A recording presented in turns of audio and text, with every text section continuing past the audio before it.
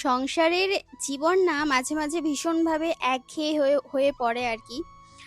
সেখান থেকে আমরা নিজেদেরকে চেঞ্জ করার জন্য মাঝে মাঝে একটু বাইরে ঘুরতে যাই পরিবারের সঙ্গে, কিন্তু আমার ক্ষেত্রে বিষয়টা পুরোটাই আলাদা। হ্যাঁ, এবার বলবে তোমার কি ইচ্ছা করে না? ভীষণভাবে ইচ্ছা করে, কারণ আমি ঘুরতে যেতে খুব ভালোবাসি। আর সবার সাথে, আমি একা একা যেতে অতটা ভালো লাগে না, সবার সাথে ঘুরতে যেতে খুব ভালো লাগে। বিশেষ করে আমার বরের সাথে। তো অনেকদিন ধরে ভাবছিলাম কোথায় যাব, কিন্তু কি বলতো, সব জায়গায় তো মানে চাইলেও ওকে নিয়ে যেতে পারি না, কারণ হুইল চেয়ার নিয়ে যাওয়ার একটা ব্যাপার আছে, তারপরে গাড়িতে ওকে ওঠানো নামানোর একটা ব্যাপার আছে। তো সমস্ত কিছু ফাইনাল করে ভাবলাম যে না, দিদির বাড়িতেই যাই। ওদের বাড়িতে যাওয়া আসল কারণ হচ্ছে ওদের গ্রামটা এত ভালো লাগে, তারপরে পুকুর আছে, মাছ আছে, চাষবাস আছে, সমস্তটাই মানে ভীষণ ভালো একটা পরিবেশ। তো সেই জন্য আর একটা আমরা নিমন্ত্রণ পেয়েছি, সেটা হচ্ছে বিয়ে বাড়ি নেমন্তন্ন।